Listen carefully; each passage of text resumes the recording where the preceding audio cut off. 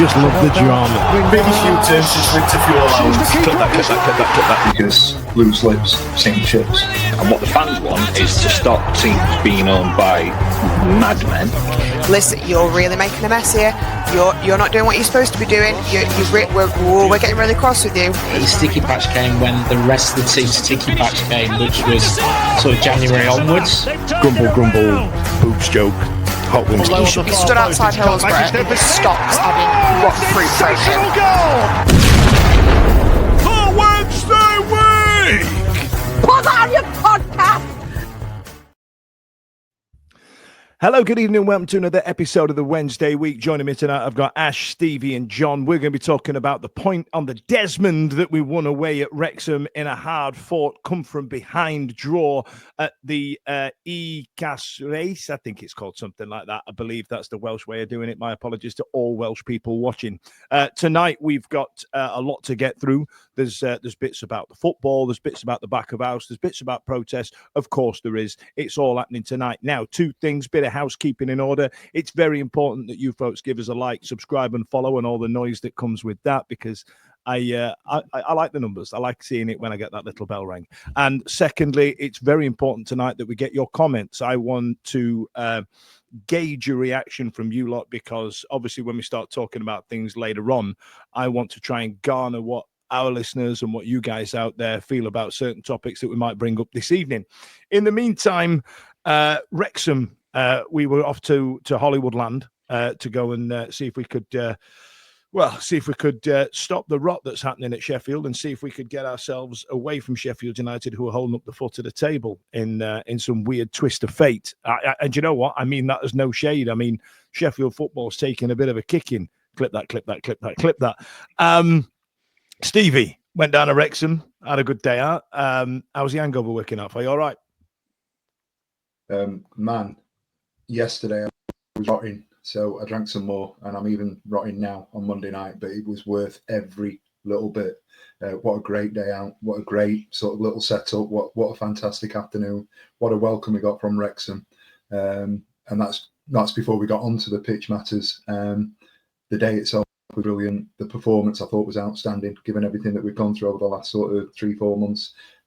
Brilliant day, brilliant point, brilliant performance, superlatives galore from me.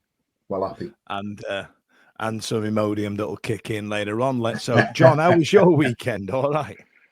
Yeah, really good. Yeah, decided to get a watch on iFollow. Lovely build-up pre-match, lots of positive tweets and coming out about how welcoming and Wrexham fans were, and another show of solidarity as well. And so that were quite warming. I wasn't hopeful of a good result, but we'll talk about that as we go on. But yeah, pre-match it were quite nice to see all the Wrexham fans standing shoulder to shoulder with us.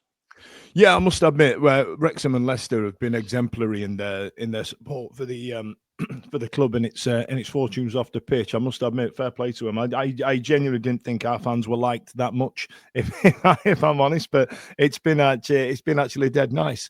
I'm going to probably regret asking this, but Ash, how was your weekend? All right. I've had better ones, Daniel. Thank you for asking. I've had better ones. But yeah, I just want to echo what John said. Then, I mean, isn't it nice to have two owners or one owner, because the other one was good, that actually listened to the fans and the supporters' trust for Wrexham, that obviously overturned the decision to be able to allow the trust and supporters to bring in a flag, for their, to show that obviously the protests are still going even away from home, because I think it would have been a bit tone deaf with the situation them guys were in only like 6-7 years ago.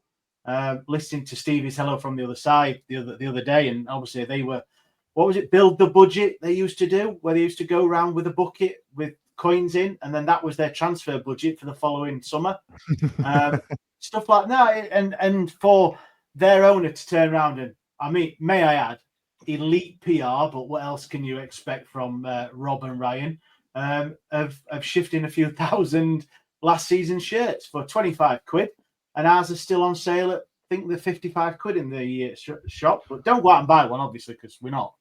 But yeah, I think it was brilliant, and the whole solidarity thing was great to see. So yeah, and obviously they've raised quite a bit of money, I believe, to go towards the fighting fund, should we call it? Well, that's a great way of putting it. I kind of like that. But yeah, let's get into that. So initially, the flag was turned down, or the banner was turned down by Wrexham that we couldn't take in. It was seen as political, and that's always one thing I do stand behind, these political messages and not getting out. However, I didn't feel that our banner fell into that category, and they did rethink it, and I thought that was genuinely really cool. Let's talk about the football shirt thing. It was a PR stunt, might be the wrong word, but I felt it was a wonderful gesture that they didn't need to do, John. I felt like it was something that they wanted to do something. They subscribed to the colour scheme that we'd gone for. That fortunately it all aligned with when we were playing them and how expensive they were and stuff like that. And that's that can't be derided, right? No, it was great. It was fortunate, like I said, the black and gold till it's sold. We all know what that stands for. And another another great show of solidarity to say, allow us as banners. Here's some shirts to go and fight for your cause. Like Ash mentioned earlier, half price, if not more than our own shirts. Yeah, a little bit good PR as well for Wrexham's owners, but I just think it was just a great way of getting on board with us and our fight. And yeah, fair play to them. I think it was fantastic. I did pop a tweet out because for the more cynical members of the Sheffield Wednesday supporting public, I can't believe it. It's got United written on it. What's the matter here? Just it weren't that deep, bro. It weren't that deep. You know what I mean? Go and do, good. We're just making money. And Ash, I believe just before we went on air, there was some information shared about how much money that raised. Was that top line, or how much money that raised for the trust? What does it tell you? It just says there was a tweet popped out by I'll quote the Daily Wednesday. I don't 4 hours ago this, so it was not been on Twitter much today, to be honest. I've been busy. So it just says that Wrexham have donated £37,500 to the Supporters Trust, all from the black and gold shirt sales. So if that's right, then holy moly, that's some money, that is. I'd love to get that. I'd love to get that verified, and obviously that's a huge amount of money. And congratulations! I genuinely thought it was great. But I tell you what, Stevie, there's one thing I wanted to talk about going down to Wrexham, and it was there was a huge element. Wrexham come under a lot of flack, and it's not their fault. They've been bought by millionaires, and they've got this high ability to attract big investors like United Airlines, for example, and TikTok a couple of seasons before and things like that. It's not just coming out of Rob and Ryan writing checks. However, they check their privilege a lot more than I gave them credit for. Like you were saying about the hello from the other side that was out this week, and the people that turned up, what all of a sudden I perceived as an arrogant bunch of taffs. We're kind of like, we're really, really humble. Like they can't believe it as well as everybody else in football. And I think deep down, if we were asked, we'd all probably just want something like that, right? Yeah, absolutely that. And we made the point last week when we were talking about it on the preview show. They're very self-aware at Wrexham. You get that sort of you're now getting that insight into what it's like being a Wrexham fan now that they're up at our level, and what they've gone through to get to where they are, and they're fully aware that they've probably overachieved to get to the level that they're at the moment, and they named themselves. Nathan last week named himself as we're Wrexham, we're the most hated team in the league. And it's all because they've had that sort of that ownership that you just alluded to. They can't do anything about that. And the reality is, if we could all be in that situation, nobody's going to tell us that you wouldn't want to take it, given the state of modern football. However, got off the train at 11:45, 11:50, whatever time it was. Walked up. They went out of their way to direct us to the ground. It was only 500 yards, but if you're looking for, and this isn't people that were there, it was just the locals and the people that were working on the station. Up these stairs, get yourself over there. Welcome to our club. And the first pub you see is the Turf. If you've watched the documentary, and I had an idea that it'd be very difficult to get in there, and it'd be wall to wall Wrexham and sort of sightseers and people that maybe not even going to the game that just want to experience something.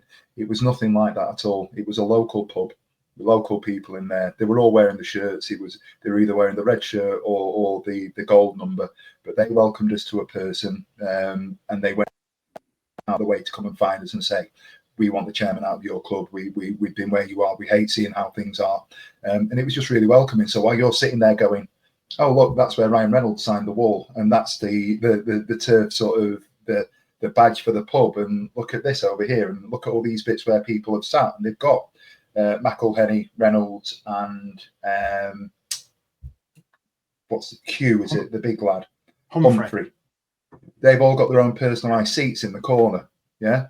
And there's nothing behind them. They're literally there. If I wanted to go and sit in that seat, I could have gone and sat in that seat.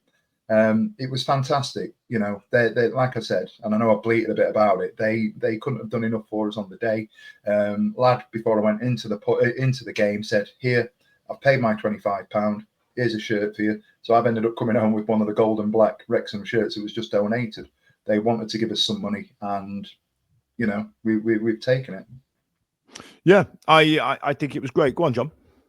I was going to just off the back of that as well. I think when you think of the two clubs that have stood side by side with us so far, I think they've got in common, haven't they, that bad ownership experience. Without, you know, we've spoken about Wrexham. Leicester had their issues. I'm not talking about, obviously they won the Premier League, but before that they'd been down into League One. They'd had administration. So I think fans from clubs who've had similar plights in the past know exactly what it's like and what we're going through. And I think it'd be interesting to see how that goes through, you know, when we play like a relegated Premier League team or some team that's not gone through any sort of mire like we have. So I think it's going to be interesting to see how it unfolds moving forward. Yeah, I agree. Now, it would be remiss of me not to mention as well that the Trust have also agreed to donate 5% of the money that they made from the shirts to the Sheffield Children's Hospital as well. I mean, good Lord, this has all been positive, and I don't mind telling you, I bought one. I was interested to see how much they were, and I was interested to see how much postage and packaging were, and God, it made our club and our chairman look like an absolute clown. What a surprise, Daniel. What's your phrase? Clutching my pearls. I'm clutching my pearls. But yeah, I wanted to add to my collection, and I got to donate money to our own cause and now to the Children's Hospital. You know, I mean, I'm not making any apologies for that. Come at me, bro. But let's. Sorry, I did the same. Or should I say, my son on my behalf with my credit card did the same. So yeah. I tell you what as well.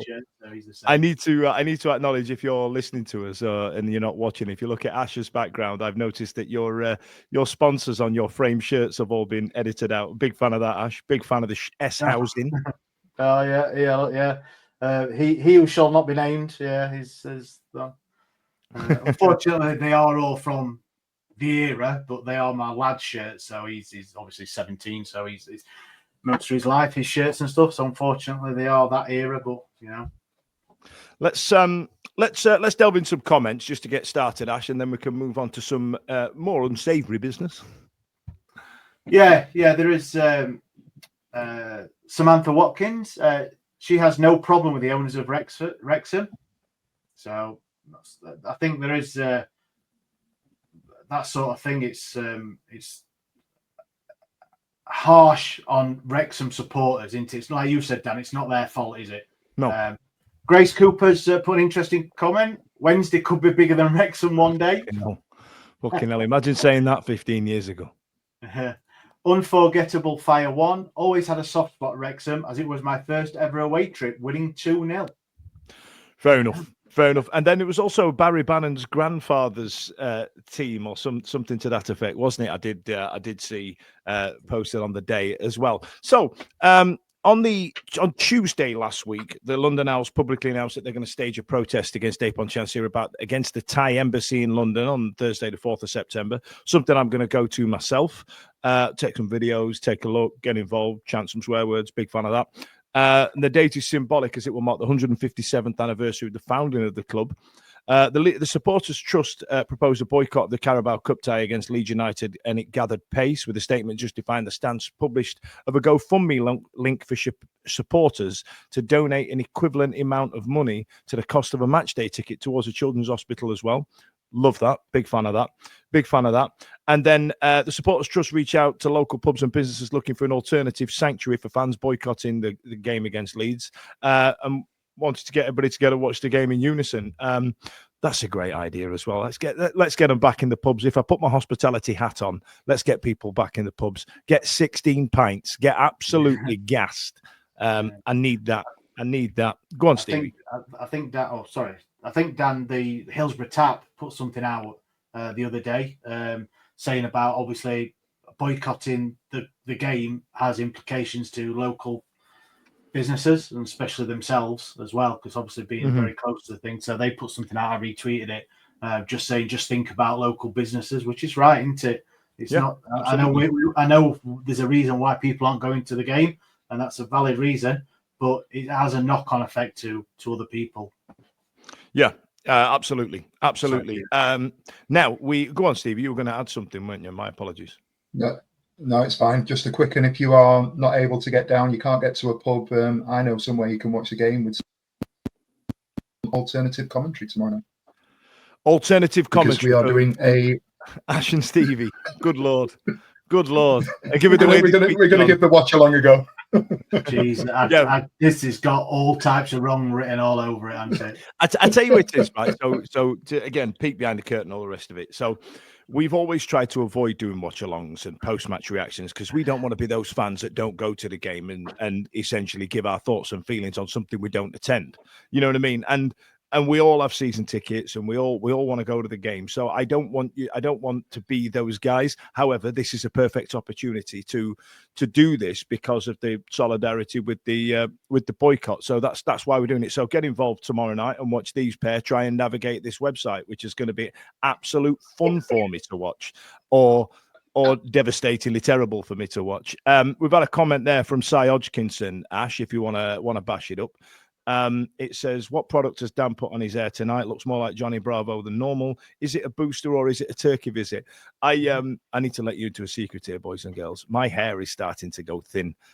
Regular watchers of the show will realize I've lost a significant amount of weight in the last 6 months, and it turned out that after a brief Google search today, that's why my hair's falling out, because I'm not consuming enough foods, apparently. So I've had to say, it's not fun for anybody, this, lads. It's not fun. It's crap.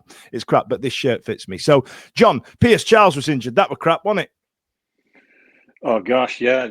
Like we needed any more bad news with what's going on, players that we've lost and not being able to sign anyone. And then the man of the hour, or boy of the hour, he's barely a man, isn't he? But, young Pierce goes down with an injury and you're thinking, oh, crumbs, what we're going to do now? And so, fortunately, that emergency goalkeeper rule still exists. We probably had to ask why, but it still exists for teams. And we got is the American, I believe, Hovarth, who's come in, who's, I think, Cardiff's third choice goalkeeper. So that got a few comments, didn't it? A few eyebrows raised about that one. But then when you do a bit more digging into his background, he's actually played at some pretty decent level, and he's played at Champions League level. He's got caps for America. So, but we could talk about him going forward. But yeah, obviously disappointing to see Charles out, and I hope he's back sooner rather than later.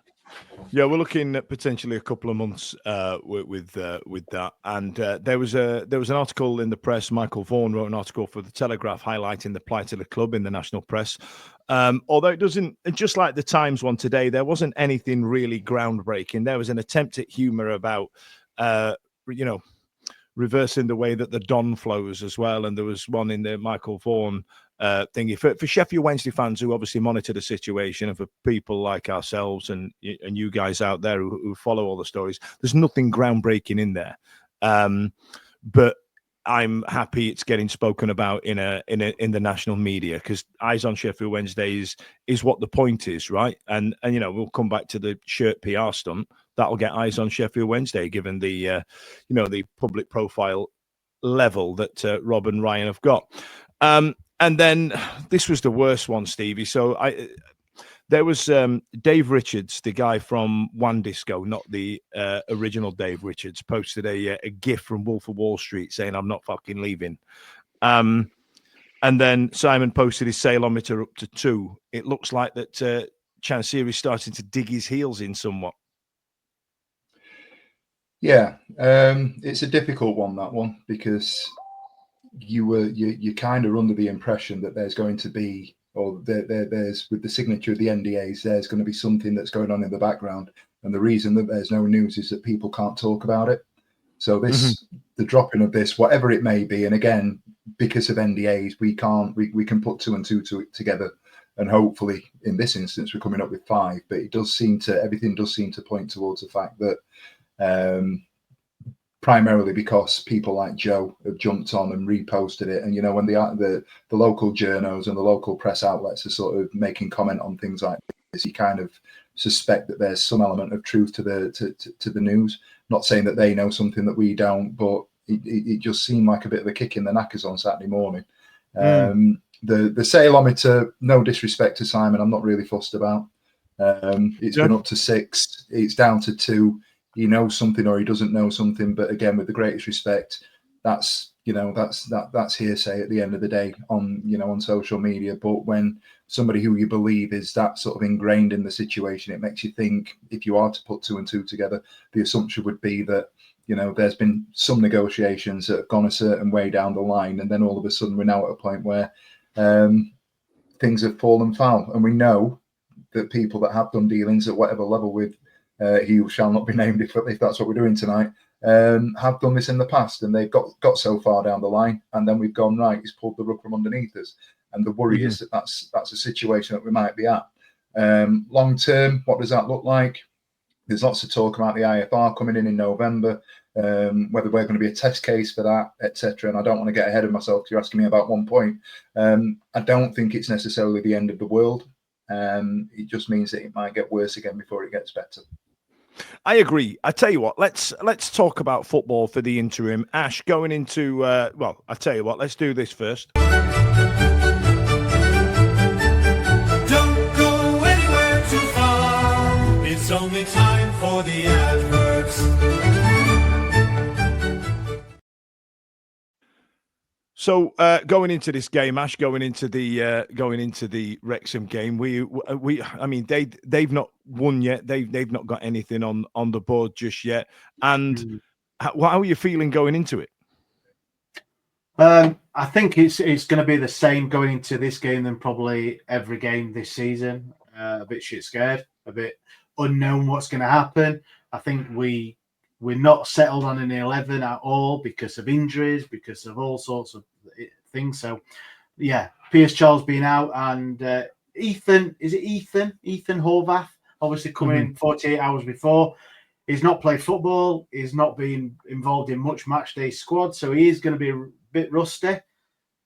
So you're looking at that going, well, and who else can we play? So, yes, it's Wrexham. Any other really season, or you're looking at the 3 teams that get promoted, you're looking at them home and away to get the points from. That's what you're looking at. But where we are at the minute, even though I was mightily impressed at Leicester, not so much at Stoke at home, but if you're a stats wanker, it was lovely. Stevie alluded to it and all that. So going into Wrexham, I was looking at it going, look, they've spent some money as well. Yes, a couple of them players aren't playing. We know Windass wasn't available. He's out for a few weeks now. But I think I put 1-1 on our prediction. So I was still hoping we were going to get something out of it. So, yeah, you've just put the team up there, haven't you, Dan? So Horvath, Valerie, Iorfa, Lowe, Palmer, Kabatsky, Ingleson, Bannon, McNeil, Kadamartri and Ugbo. Now, it's not the worst 11 ever, is it? Even if you look at that. So, yeah, mate, I was hoping for a point.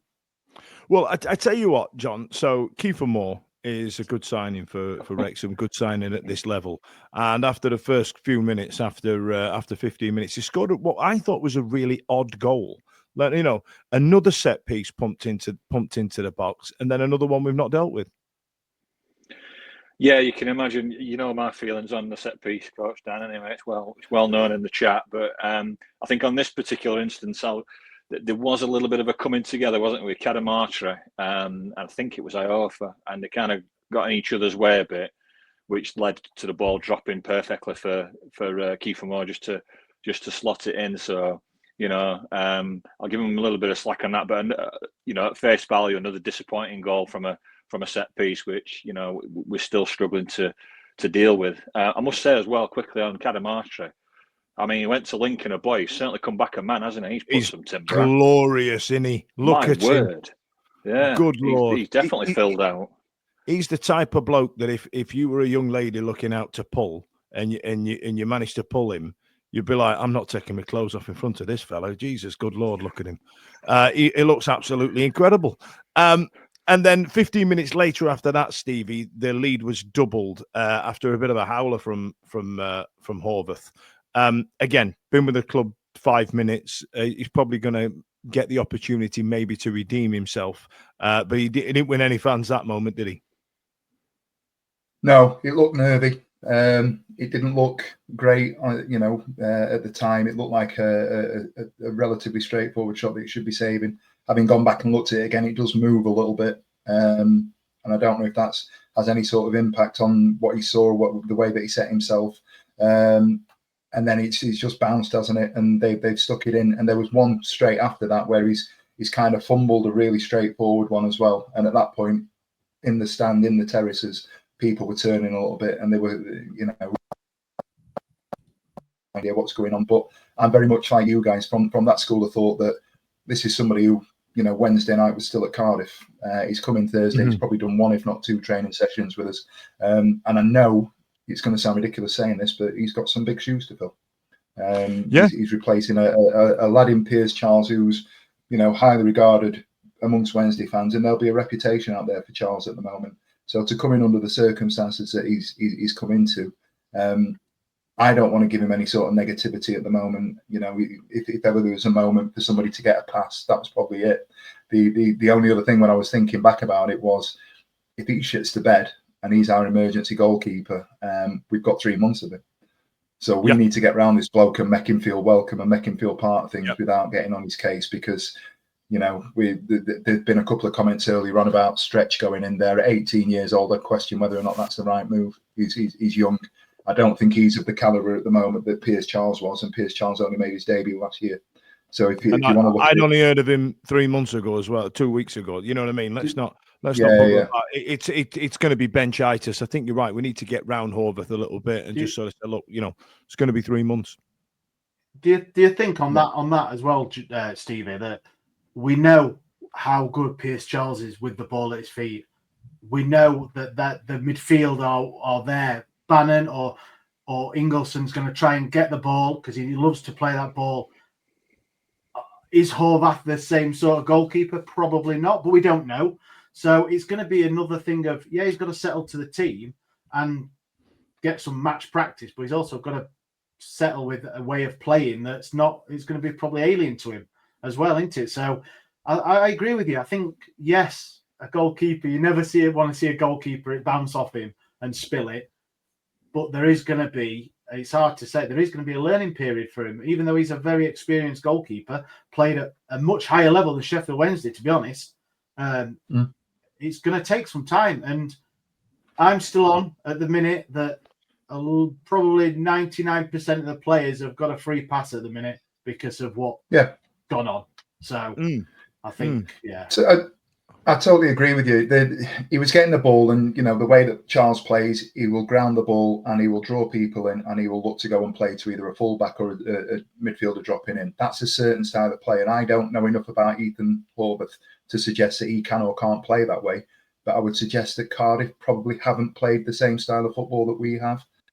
I might be wrong, but if he's played 18 months, 2 years of a certain style, to come in and go, right, your first game at Wrexham, with everything that's going on, you're an emergency loan, you've been third choice for however long, go fill your boots, lad. His first opportunity to do something was picking the ball out of the net, effectively. Yeah, I mean, what's the term so that you used the other month, John? Was it ring rusty? And that's always going to creep in, isn't it? You know what I mean? So, Wrexham were very good, John. The first half, we were thinking cricket score. We're thinking 5-6-0. You know what I mean? It's all falling to bits. However, credit where it's due. Credit to Pedersen to get these players up. Credit to the captain on the pitch to get it up. And it all changed, didn't it? It was a different game. Complete night and day, as you said. That first half, Kiefer Moore was just like Shaquille O'Neal in prime 90s NBA, weren't he? He was just dominant. He was just out muscling everybody. It looked, and a lot of players back there were struggling with him because of his physicality. And it were a blessing to get in at 2-0 down, weren't it, to be honest, at half time. And you're thinking as fans, just get to half time at 2-0 and then see what Pedersen can shake things up at half time. And boy, we came out a completely different side, didn't we? Must have obviously some tweaks, but not just that. I just think the mindset, we were chasing things down, we were winning the ball back, we were dominating possession, we were creating chances. We had them on their heels pretty much most of that second half, didn't we? Really, it was a completely different team second half. And then Stevie, Captain Fantastic managed to slap one in. This bloke is moving up into legendary status for the club, isn't he? Yeah, I can't speak highly enough of him, and it's well documented the sort of the feelings I've got about the bloke off the back of him signing that contract. And I think a number of us all feel the same. He didn't have to stay with us, and there were offers to go elsewhere. You saw his class that second half, and I know he's 35, but he run his blood to water. And on the goal itself, there was a little bit of a scramble beforehand. The ground that he's had to make up to put himself in that position. And although it was just a side foot, and it's that traditional sort of stereotypical, it's your job, he was in the right place at the right time to just open surface it into the back of the net from 10, 12 yards out. But he could have easily skied it, pressure on, and he's going to pick that ball up. And he was just everywhere on Saturday, second half, all over the pitch, making tackles, bringing people into play, giving it to the crowd as well. So no, absolute credit from my point of view. Go on, Ash. I have something to say. I thought Bannon in the first half was awful. First half, I thought, but fair play. I put it in the group chat. I'll admit it. I thought he was awful. I didn't think he affected the game. But 2-0 down against a very organised Wrexham in the first half, and I was scared that the second half of like the Leicester game where we got to 65 minutes and tailed off because of the preseason, I thought that was going to happen again. I really did. But look, I've rewatched the game again, the highlights, and I proved wrong. He wasn't. I was harsh in the first 45. I thought he wasn't awful, but he wasn't the guy that we know and we expect as a 35-year-old. But the second half, yes. That absolutely, I don't know what happened to him at half time. If he got a kick up the arse, if he gave the kick up the arse. I think Barry's the type of guy to give himself one as well. I think he's the type of guy to come off and go, "Okay, you're better than that, Baz. Come on now, dig one out," and he did. Yeah. Oh yeah, 100%. And I'll admit I was wrong. The second half was a different Barry Bannon that came out, and yes, and you saw from the superlatives, and you bet you thought you weren't going to hear that word, especially from me, coming from the Wrexham fans after the game as well, was fantastic to see. And there was a heat map that someone put out as well, and basically for a 35-year-old to be in every space on the pitch, apart from, I don't know, in one of the corners, I think it was fantastic to see. So yeah, I admit I was wrong, but I'm glad he got his goal. There's that saying, water covers 2/3 of the earth, and Barry Barron covers the other third. I think only giving him a third's a bit harsh on Barry Barron. Excuse me, bit of windy pops, and then stupid, sexy Kadamashri steps up. John, listen, we're 2-0 down. He's drawn it up to 2-2, and I thought his celebration was quite mooted. I'd have my shirt, take your shirt off. He should. I'd have been all over everybody. I'd have been in the front row of the crowd. I'd have been all over the bloody place. I mean, he was quite. I think it just goes to show his level of maturity for such a young man, doesn't it? Yeah, and I think, to be honest, I think he's thinking, right, it's 2-2, and let's go on and win it now. So I think he's thinking, get back to the centre circle and let's go and win this, and we'll come on to that as well. But yeah, he's again. I thought McNeil had some good play down that right hand side a couple of times during the game, which led to our goals. Particularly, obviously, gets assist for Cadamarteri. Good first time instinctive finish. Yeah, big lad, big presence. He could. It's a shame that we're in the situation that we are, because he could flourish with more quality around him, couldn't he?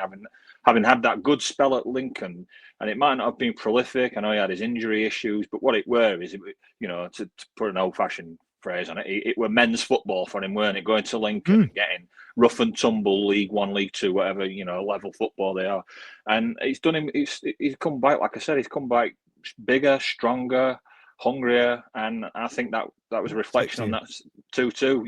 Yeah, sexy 2-2. I think he's thinking, right, lads, let's go and win it. So yeah, but good finish, good goal. I think you mentioned, I think was it last week or the week before, about the pre-season and these coaches, that private coaches or private PTs that the players have been having, and I think Danny, his dad, made a comment on Twitter that he hadn't had a pre-season. He's done it all himself. He got I know that him and his brother, they went halves on a coach, because his brother's done fantastic as well. It's great to see, and it has worked for someone. I know there were a manager that derived them, didn't they? And his player came back injured, but Cadamarteri has equipped himself as still a young guy that's put the work in over the summer, knowing what a shit show he's coming back to as well. That he's got himself in the best physical and probably mental condition for the battle. And it is a battle that he could do. And I think for, like I said, 18, 19-year-old, that it's all power to him. And I think he's a credit to a lot of pros should look at what he's done. Absolutely. Now, Stevie, I'm going to talk to you about the thing at the end of the game, but I assume you wanted to add something about stupid, sexy Bailey Cadamarteri. Just two things. Give him a little bit of love, because he's found himself in the Jamaica national team today. The prelim squad, him and J-Lo. The other thing, just as a sort of an observation, everybody's heralded his brother as being the one that is the one. What if in 2 years' time, Bailey Cadamarteri's we retain the one? Oh, no, we won't retain him. I don't retain him much, to be fair, but it'd be nice. I agree with the sentiment. Yeah, you know what I mean. But then let's talk about the McNeil miss right at the death, Stevie. This is the moment where he's kind of places at the goalkeeper. I like Charlie McNeil. I thought we'd see more of him last season when J-Lo and Smith kind of fell out of favour a little bit. I thought we'd see more of Charlie, especially in the cup runs that we had.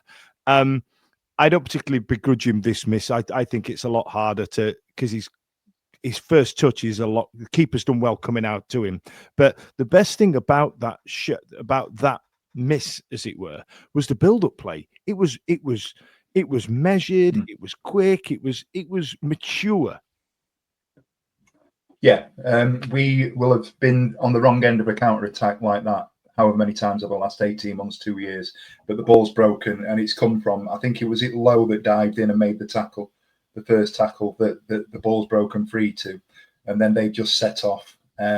We've laid it off to the right, laid it off to the left to Bashiri, who's played it across, and if you actually look, Bashiri holds his arms up as if to say, you've drawn the goalkeeper, we can play it square again now, and he had a choice to make. Again, like you just said, I'm not gonna criticise the guy. He'll have been knackered.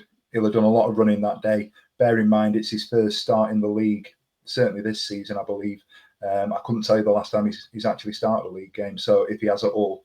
So it was a big afternoon for him as well. And you could see he was gutted, on his knees, head in hand, because that was literally the last sort of phase of playing the entire game. But given everything that we'd gone through over 90 minutes, the fact we were 2-0 down, and then shown that sort of resilience to come back and the determination to get a hold of the game. And, we talk about stats. Our stats were excellent second half last Saturday. To be where we were it is what it is, isn't it? And unfortunately, we couldn't get the 3 points. But if anybody had said to us at sort of 12 o'clock on Saturday, you're going to get 2 points, point after being 2 goals down, we'd have bit the hand off for it. So no argument from me whatsoever. And just look at them stats as well. I mean, for those watching on YouTube, obviously you can see that. But after that first half, to look at those stats: 21 shots, 7 on target, absolutely dominant, weren't we? Second half.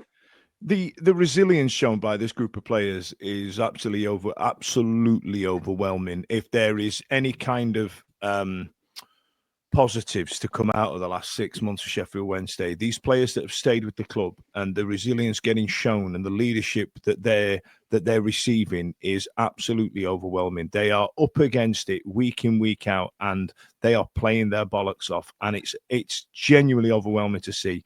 And honestly, you know, we saw Tom Burton post the holy trinity of black and gold shirts with Sheridan, Waddle, and Hurst, and he added Bannon into that trio, and that is high praise indeed from Sheffield Wednesday fans. And if I'm honest, I don't disagree. But anyway, Sheffield Wednesday. Go on. Sorry, Dan. Just one thing. Sorry. Do you think the Pedersen, and there's no criticism of Pedersen here at all because I think he's doing a great job. No substitutes till the 1 on 77, then all the rest, 2 more on 90 plus. Now, I know we were chasing the game, and I know our bench is pretty light as well. So, is he obviously saving people or hasn't got the stuff on the bench that he requires? I know we're coming out with 2-2, and we've got a point, and I'm not being critical at all. It just highlights he's got nothing, has he? Yeah, I was going to say, I think when you brought that up, if you look at that bench in Stretch, Weaver, Otterbayo, Johnson, Shipston, Thornton, Fusiri, Granger, and Lowe, it's slim pickings in it. Physically it's a deep bench, but in actual effect, it's not a deep bench. But anyway, Sheffield Wednesday got themselves. Sorry. I'm going to finish this game. Sorry, one mate. game. Go on. Super quick. Ingleson was outstanding. Move on. Don't skip ahead. It'd be remiss not to mention Ingleson. These ads are lean, not belly mutton. A tiny break before we pop. And don't forget when fun stop. Sheffield Wednesday got themselves fucking hell. Sheffield Wednesday got themselves a 2-2 draw away at Wrexham, getting themselves off the foot of the table with no points and putting themselves above the relegation places. Now, let's talk about the thing that happened this week online. So I need to obviously make sure that we deliver this in a measured, balanced, and speak about it way that we endeavor to do on this show. You know, we are what I'd refer to as light entertainment with a few F's and Jeffs, not so much in the nuts and bolts of it all. However, my longtime friend Ashley, below me on the screen right now, is part of the engagement panel, and I need to make sure I mention this as well. I've known Ash for 35 years now, and Stevie, you can attest to this as well, that we have been badgering him for insider information about the EP for a good few years now, and he don't give us any. And what happened was over the weekend is that it was very clear that that a lot of the engagement panel in, however, I assume it's a group chat or an email chain or something, Ash, had got together. Group. It's a WhatsApp group, had got together, and they'd been approached by the club, which is a mandated meeting. I believe there has to be 2 of these meetings every year, Ash. I think you've mentioned before. Is that correct? Yeah, but EFL rules are 2 a year. But this one, we were supposed to have one in June, I believe it was. One that, like, at the start of the season, set out the dates, you know, for when they come out and all that sort of, or the next meeting. And it was cancelled for, obviously, probably various reasons. And we, as an EP, we've badgered the club for a good couple of months now for a meeting.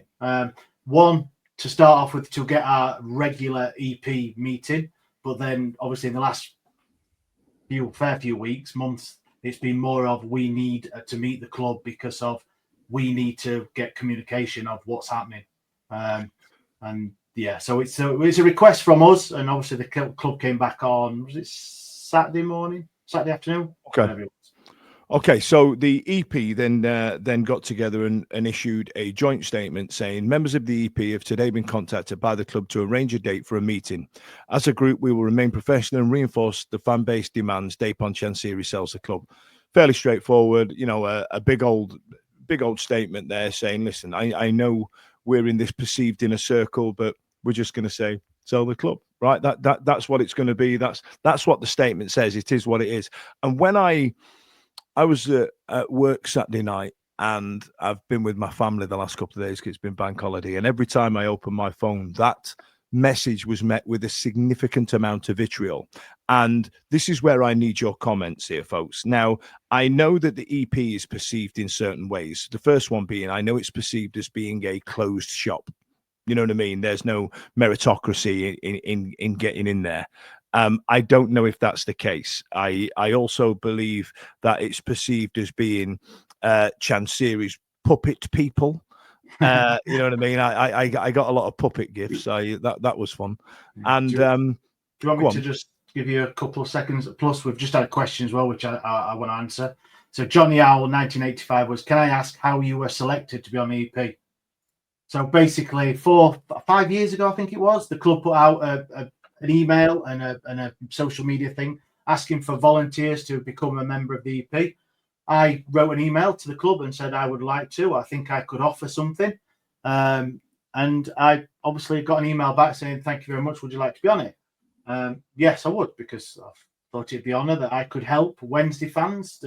And for me, it was to improve the match day experience for every fan and make it more accessible for fans to get to the ground to watch Sheffield Wednesday. And that's my thing of joining. So sorry, cheers, John, for the Johnny Owl. So being the podcast and the outlet we have access. We're in a fortunate position where we get a good few thousand of you guys listening on a weekly basis. And whether you download it or you watch it live or you're involved or you're a passive watcher and things like that, we have an obligation to make sure that we are measured, that we're balanced, and we don't really dig anybody out. I think even when it comes to the players, we should be digging out the goalkeeper, but we also know that there are mitigating circumstances to any side of anybody's truth. And you've got that age-old adage of if you go to both sides of the truth, somewhere in the middle is where the true truth lies. You know what I mean? That type of thing. So as the day went on, my phone had a meltdown. And then the trust who joined the EP, was that earlier this year or the back end of last year, Ash? Can you confirm? It was back end of last year. So they were originally on it, and then they left, and then they tried for, I think it was like a year and 18 months, and we as the EP voted to get them back involved because we thought they'd be a good addition because of all the experience they've got and what they can offer as well. So yeah, they came back on board, and they are. Yes, they are. They're albeit a lot more militant than some, but I feel like what we have on that engagement panel is a lot of different people of different backgrounds, different experiences, you know what I mean, and things like that. But there was a few comments I just couldn't let slide. One of them being that the trust should be the overarching umbrella of all of the fan groups, and I felt that one was a bit nuts, because I don't believe that the members of the trust, for example, or people who watch this podcast understand, for example, what it's like to be a woman going to the football. You know what I mean? And that's where the women's supporters group comes in and their experiences and things like that. And it don't work like that. Now, there was a period where all of the EP was aligned in their thinking, and we celebrated that quite a lot on this show. But there was and John Stevie, I'll offer this up to you, because this is the bit I couldn't get my head around, and I'd love to hear your feedback on it and whether I'm blinkered. And these guys that know me, this is a very rare opportunity where I ask for feedback about myself. Is that we kept getting told over and over again over the weekend, you should boycott it, you should leave it, you should tell him to bollocks, you should absolutely, you know what I mean? They were all different ranges of the same sort of message. Now, me personally, when you think of that Eminem song from 8 Mile. If you had one shot to have everything you ever wanted, do you know what I mean? If I had now we talk a lot about getting the message out. The message out surely can happen in this EP meeting. Like, this is the bit that and Ash, I appreciate you can't really say much on this, but if I had an opportunity to say to the chairman, hey, when are you going to foxtrot Oscar? Why wouldn't I take that? I didn't understand the vitriol behind that. And I am genuinely open to feedback to somebody to explain it to me. Yeah. Do you want to go first, Steve? John, do you want to go first? I'll let you go. Okay. Yeah. I'm of the opinion that I would like to have the opportunity to ask many questions into the plight of our football club from a man that's essentially ghosted the club from June, July up until present day. We've seen asset stripping happening. We've seen players let go for less than market value. We've seen, the stand be closed for a period of time. The club has been crumbling from the inside out. I want that man to stand in front of us and tell us why. Why has this happened? What are you going to do about it? Have you got serious people wanting to buy the club? Have you turned bids down for market value? If so, why? I could list dozens of questions. I want to look him in the eye and say, when are you going to leave this club? When are you going to sell this club and do the right thing? I want answers. I don't care about people saying you shouldn't do it, you should boycott it. If we just sit by and just let him get on with it, then how is he ever going to know how we truly feel other than the fact that we're not going to games? So what? He's not going to games. He's not even there. But if you're there and he's there and you can grill him and find out and get some answers, I'd want that opportunity. But that's in order to bring balance to it, John, I appreciate that. Thank you. I know it's sometimes difficult in a public forum like this, talking about your own feelings and what you would do personally. But there's an element of like, I know how I feel about it, and I need to back the EP up on this. And something you mentioned there, I want to ask him a host of questions. I trust, and even the heavily edited minutes that have come out of these EP meetings, and I say heavily edited, the truncated minutes that have come out of these meetings are derailed a lot by Chancery, and a lot of questions that I feel like you said you'd ask, I feel that they have been asked, but now I think we're so far down the other side. I understand it. Stevie, what about you?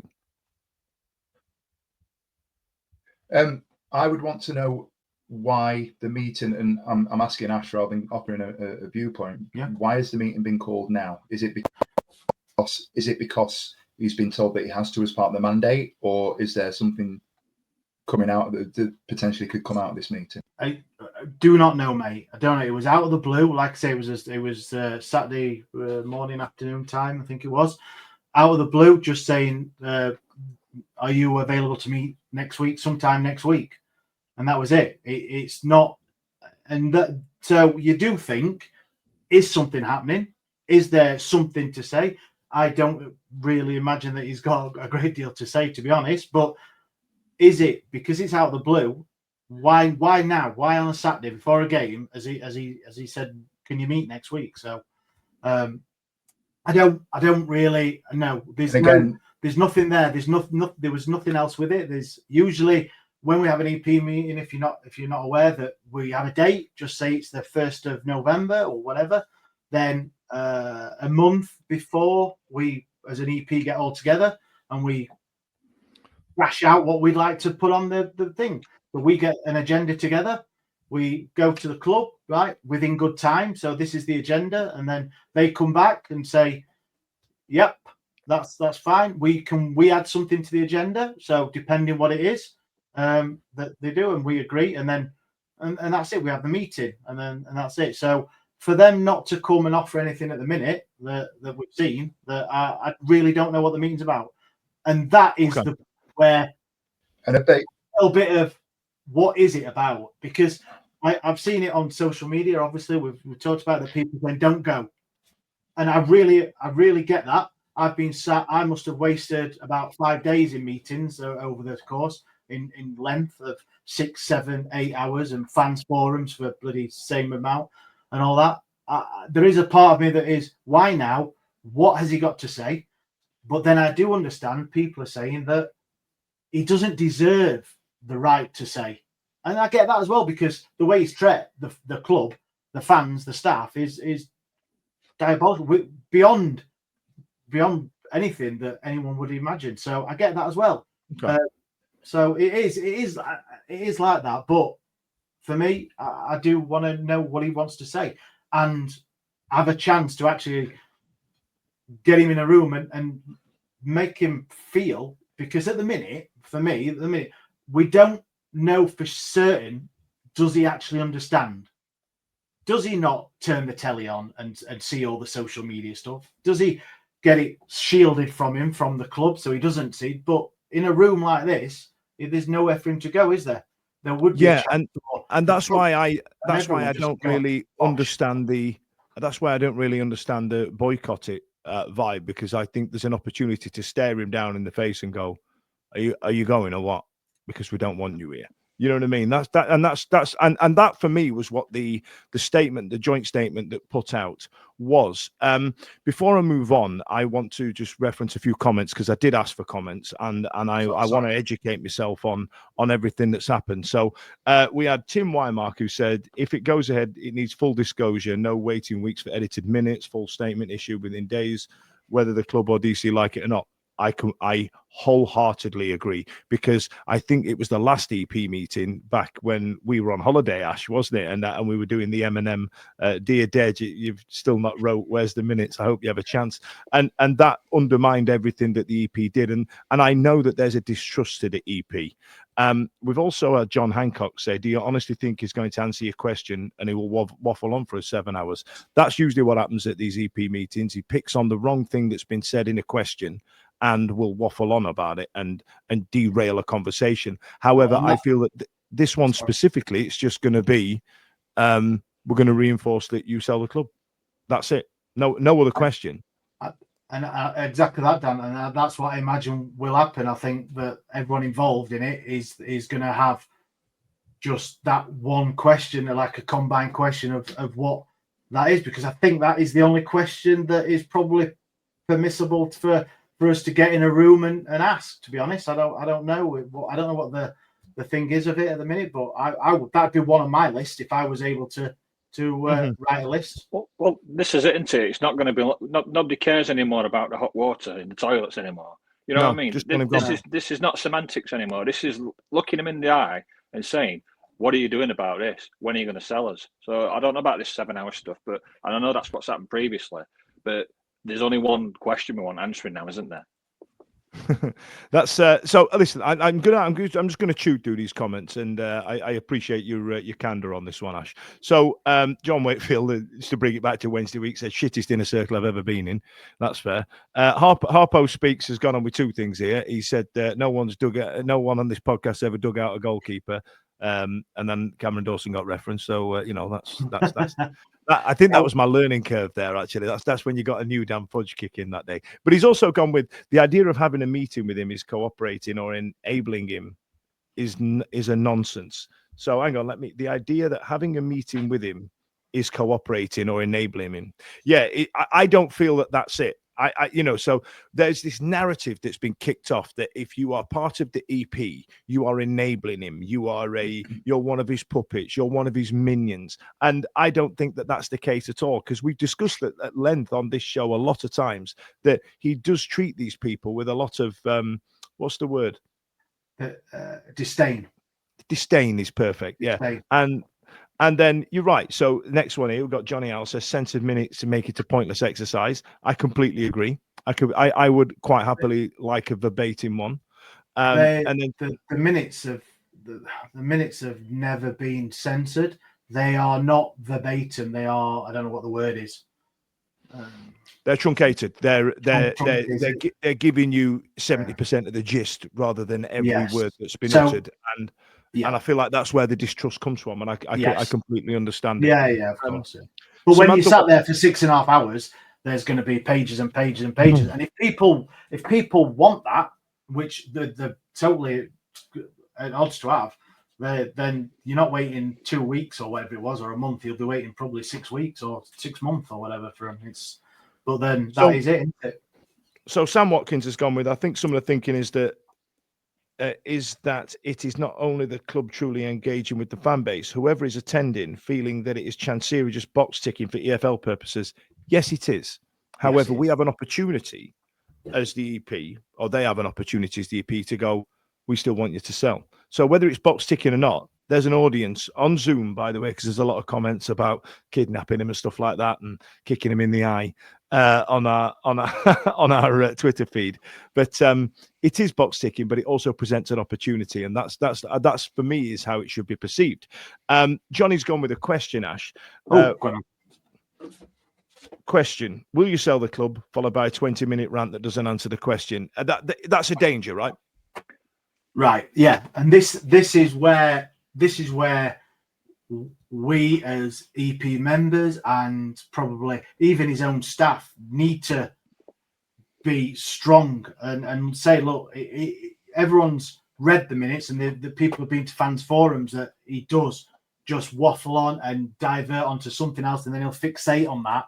And then that, but hopefully with just the very small agenda that we hopefully have, that this doesn't happen, and it's very quick. Because, like I said, the only question I want answering is when you're going. When you're going, because that's the only, for me, and I'm not speaking for anybody else on the. That is the only question that needs answering, and I think whatever that answer is, if it's never. No, yes, I'm going next week. There's someone buying it or whatever. It will answer quite a lot that fans want and deserve. So that's for me personally. That's where I'm going. Okay, now this one, John raises a point here. He said he won't be there in person, just his puppets. Has there been a time before where Chancery's not attended and it's just been somebody from the club? Yes, there has. There has been a couple of meetings, but majority of them he is there.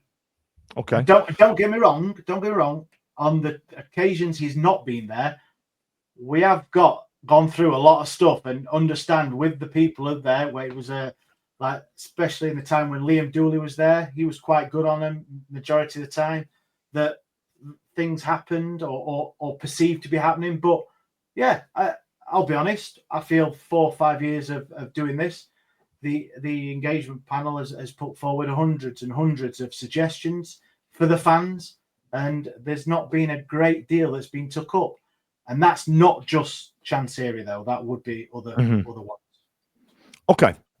So let's just move this on. And so there was the joint statement. Ash, thank you for answering those questions. I appreciate that was difficult for you. But on the back of that, so we've had a joint statement from the majority of the EP members, but the trust went rogue, for lack of a better team. The trust wanted to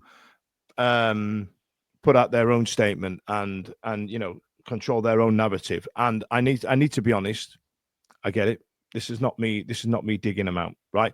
I understand why the other EP members are aggrieved that they didn't follow what they'd agreed to post. They put out their own post. But some of these suggestions that the trust have put out aren't horrific. You know what I mean? They're not bad things. So, for example, the sole subject to discussion is the sales process. That's what the statement says anyway from everybody else, right? They've done that, agreed, right? The meeting is streamed live and recorded by the Wednesday Till I Die podcast so that supporters, the English Football League and the incoming football regulator can view proceedings in full. I understand why that's a point. I think that would negate all of this stuff about the minutes, and because you're part of the EP, Ash, and James isn't, I feel that they would be, a viable outlet in order to put it onto their platforms, right? Local journalists are invited and permitted to ask questions. I think that negates the first one, but I understand it. I think that the local journalists are in a bind because they need a relationship with Chancery, and I don't know how much they would go at it. But I also need to just interject at this moment as well. We did ask Ian to come on the show to talk about this statement, and we were going to have a frank, open, honest conversation, really balanced one, because Ian's a balanced guy, right? But I think he's just got back off holiday, so this is not me talking behind his back to 2,000 people. But Sheffield members of Parliament, including Lord Blunkett, are invited and permitted to ask questions or may nominate a representative they cannot attend. The meeting is chaired by an independent figure, agreed by Sheffield's MPs, with responsibility for keeping discussion on topic. I love that, because on that first one there, when we've got, local journalists there and we've got Lord Blunkett there all asking questions, a meeting chaired by an independent figure does need to happen. Because Ash, how many times have you sat there in those meetings and gone, I need somebody to grab hold of this, and you're looking at Trevor Braithwaite going, fam, stop him off, and he's kind of looking at you going, I don't know, bro. You know what I mean? Yeah, definitely. And then we believe, under the current circumstances, the existing terms of reference for the engagement panel no longer reflect the seriousness of the situation. We will engage in any forum that guarantees transparency, accountability, and genuine dialogue. If these conditions are not met by midday Tuesday, the 26th of August, which is tomorrow, the Sheffield Wednesday Support Trust will consult our members on whether to withdraw from the engagement panel. Confirmation of acceptance can be sent to, and there's enquiries at swfctrust.co.uk. We encourage all supporter groups to join in pressing for openness and honesty. Now, I don't disagree with a lot of that. I genuinely don't. And I don't think that many people do. Why that opened us up, and the Women's Supporters Group and Owls Americas and all the other people on the EP to abuse, I didn't understand. We have an opportunity here to say to the chairman, when are you going? What you've effed this up, leave. We have an opportunity to stare him down in the face. Why this one? This is the first one after all this has happened. This is the first EP meeting where we have an opportunity to say that to him.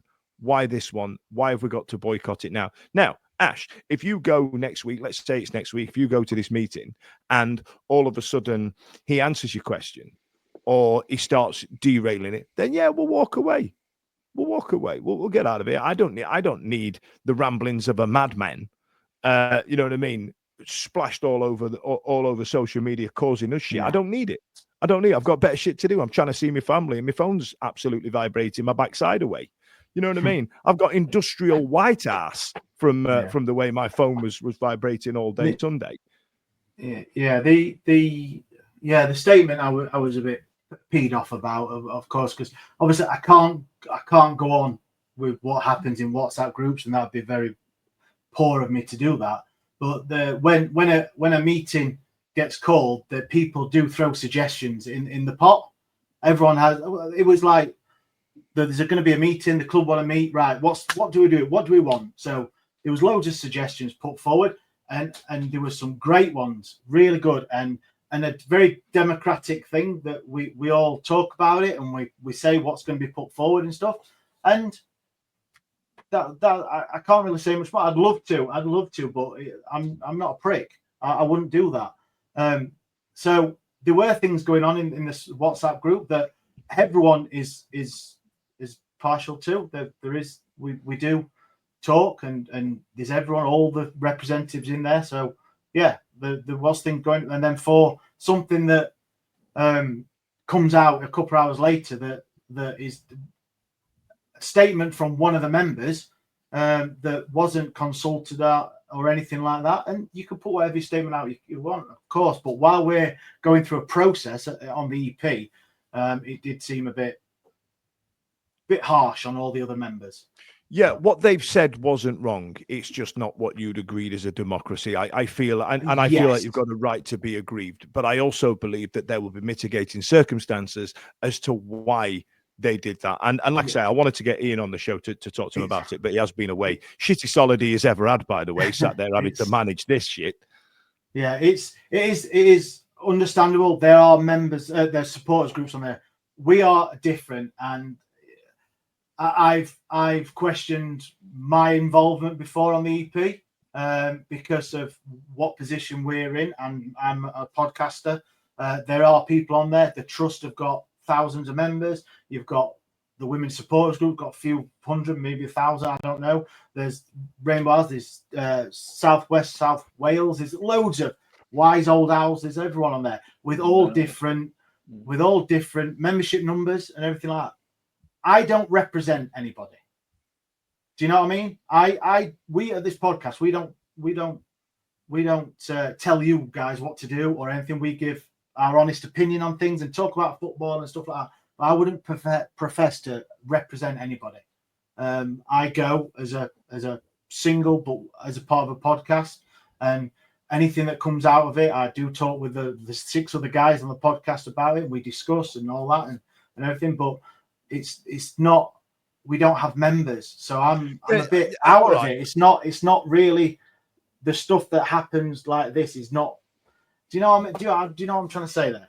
I do know what it's you're a trying bit to say. different. Now, we are in a fortunate position in which we have access and we have a loud voice. We've been doing this for a third of my entire life on this planet. And we have a responsibility in order to give you measured and balanced and honest and frank, sorry, I'm just going to get Stevie back and it threw me off there. Measured, honest, frank opinions, and I want to talk about the truth. I don't just want to inflict my opinion on everybody, and that's where we are. And when there's an opportunity in which to share information, we can do it. Now, Ash, I really appreciate you doing that, but we've got a bit of an issue now that Stevie was about to do his bit and his internet has completely kicked him off. So he's back. He's back. That's He good. needs The to pay that timing on bloody that. bill.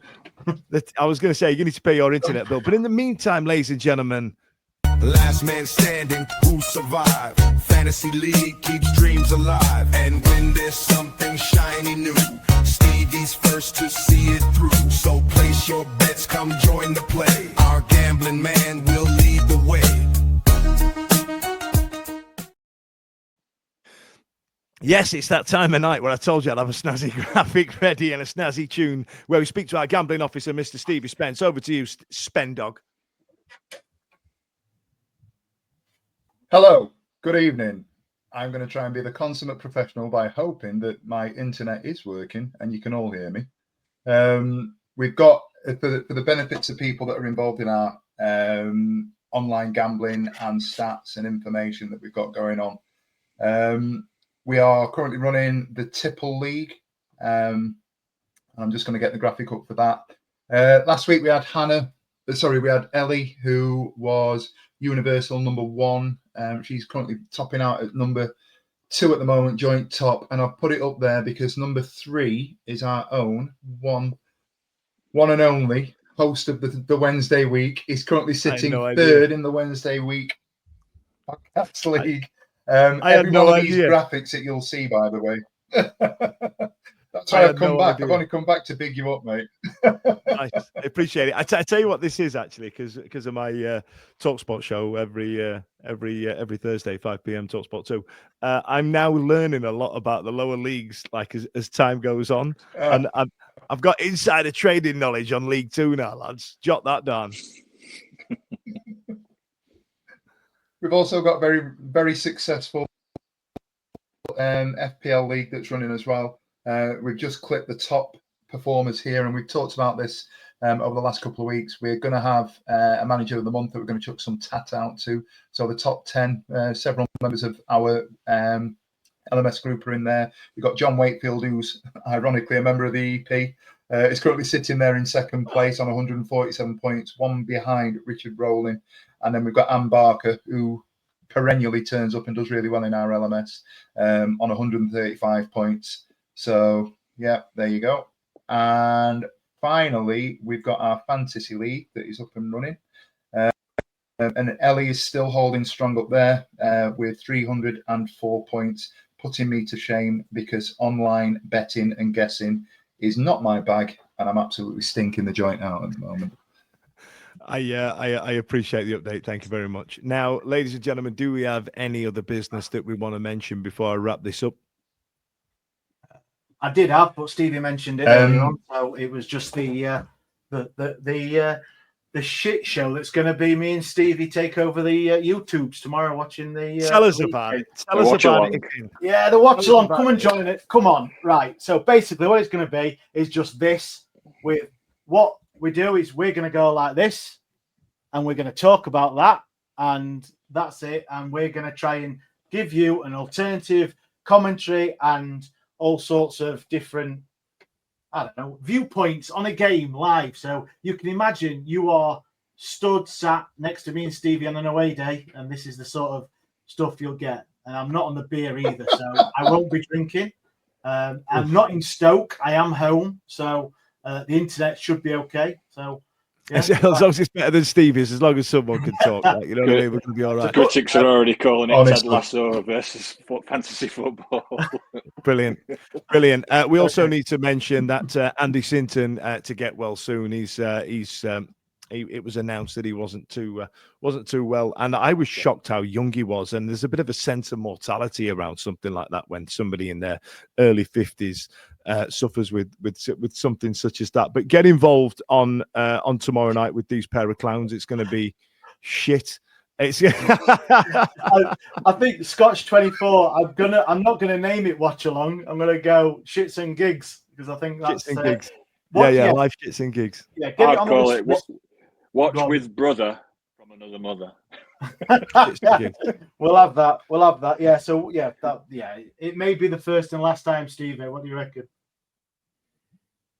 Unless we get through. Me and you never agree on anything anyway, do we? It's going to be box office, kids. It's going to be box office. Oh, Listen, we never thanks agree. a lot for We never joining us. agree. Never agree. Thanks a lot for joining us this evening. It's been an absolute pleasure, and we will reach out to Ian again. I hope I wasn't disrespectful. I hope we were balanced and measured and the like. And I appreciate that a lot of you are more angry than other people. A lot of you at different places, and you all want to complain in a different way. I completely agree. But let's please remember we are all Wednesday, and we all do want the same thing. In the meantime, see you later. Every week, live from 8 p.m. It's the Wednesday Week, bringing you football analysis, They said we'll win the league next season. bringing you banter, I don't think anybody wants to listen to my boring anecdotes. Why not? You've been doing it for 4 years on this show. I should not have said that. I should not have said that. This show's like you're mental. No, I'm not. Clip that. bringing you terrible impressions. Wibble, wobble, wobbly, wobbly, wibble, wobble, Cyber Jordan. Hey, pay your bills. I don't know where these jokes are coming from. Available on all social medias. Obviously, this goes out on YouTube and as well as all the other social media out there for podcasts, etc. The award-winning Wednesday Week. Join us. Put on your pod